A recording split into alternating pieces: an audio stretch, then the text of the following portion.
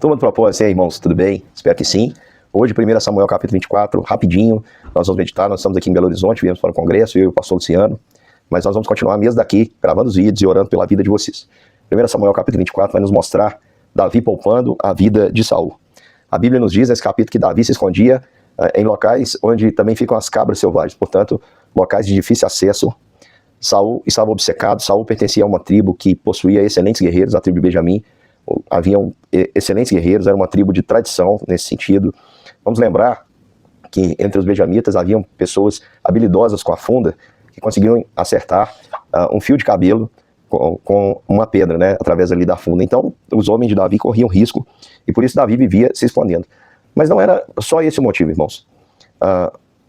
O que nos leva a não entrarmos em uma situação de conflito não deve ser, é claro que às vezes a gente sente medo, a gente teme pela nossa vida, pelo nosso bem-estar físico, mas a questão de Davi estava para além disso. Davi, ele se recusava a estender a mão contra o ungido do Senhor. Eu já vi muita gente utilizando esse versículo, quando Davi, ali neste episódio narrado aqui em 1 Samuel 24, que Saul estava perseguindo Davi, e Saul então teve ali uma necessidade de ir ao banheiro, né? Não sabemos se ele estava com uma dor de barriga ou se foi habitual aquela necessidade. O fato é que ele entrou numa caverna e, por ser uma situação de foro íntimo, com certeza ele foi desacompanhado do seu exército e ficou ali vulnerável perto dos homens de Davi. E os homens de Davi tentaram colocar o Senhor na história, dizendo assim: olha, o Senhor entregou Saul nas suas mãos, vai lá e mate. Davi, a história nos diz que ele foi sem ser visto, cortou um pedacinho do manto de Saul, mas disse ali para os seus soldados que o Senhor me livre de fazer tal coisa ao meu Senhor. Isso é, que estenda a mão contra ele.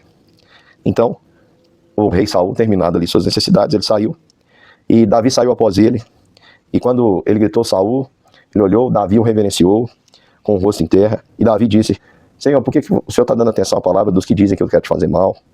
Como o Senhor pode ver que a prova, eu poderia ter te matado, mas não estendi a mão contra o Senhor, e não estenderei, ele diz, e essa é uma decisão, eu não estenderei a mão contra o meu Senhor, pois é ungido de Deus. Chama aqui Saul com carinho: veja, meu pai, veja aqui na minha mão a ponta do seu manto. Por eu haver cortado a ponta do seu manto sem matá-lo, reconheça, veja que não é em mim mal nem rebeldia. Eu nunca pequei contra o rei, e que ele, ainda que ele esteja à caça da minha vida, ainda que eu esteja sendo acuado, colocado contra um canto como um animal que é caçado, eu não fiz nada disso.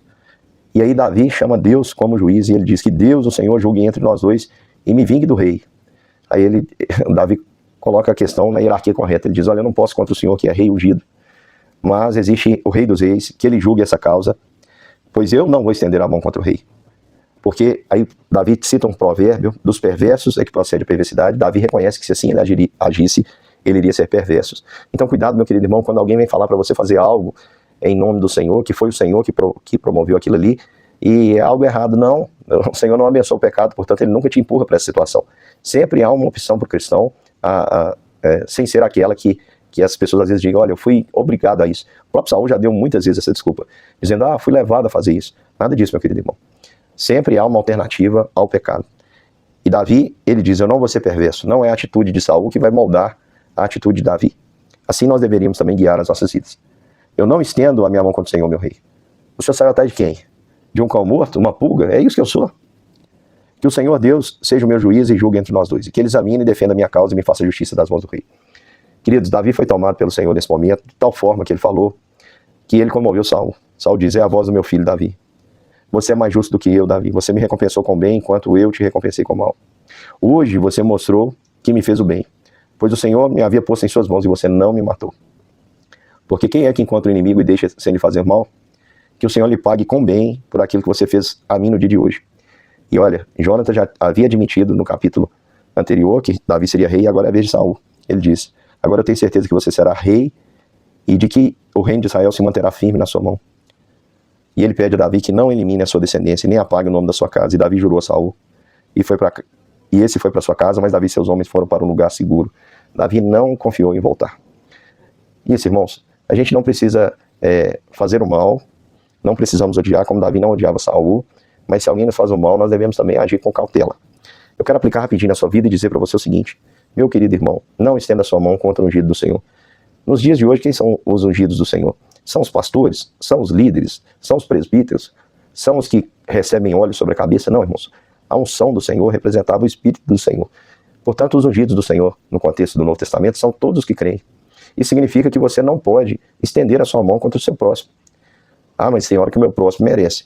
Não cabe a você julgar. Chame o Senhor para ser o juiz. Não vos vingueis a vós mesmos. A mim me pertence a vingança, diz o Senhor.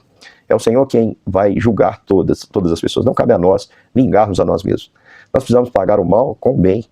Precisamos, irmãos, parecer com o Senhor Jesus, que quando ultrajado, se ele não podia fazer o bem, como ali na cruz ele orou, Pai, perdoa-lhes porque não sabem o que fazem, ele também não prejudicava, permanecia calado. E assim devemos nós também. Talvez você vai ser afrontado por alguém que você poderia prejudicar de uma maneira muito clara. Mas não vingueis, irmãos. Entregue isso ao Senhor. Não retribua. Davi poderia enfrentar o exército de Saul. Poderia fazer algo com Saul. Mas ele escolheu não fazer. Por quê? Porque tinha medo? Não. Ele escolheu porque ele temia ao Senhor. O temor do Senhor é o princípio da sabedoria. Seja guiado por ele.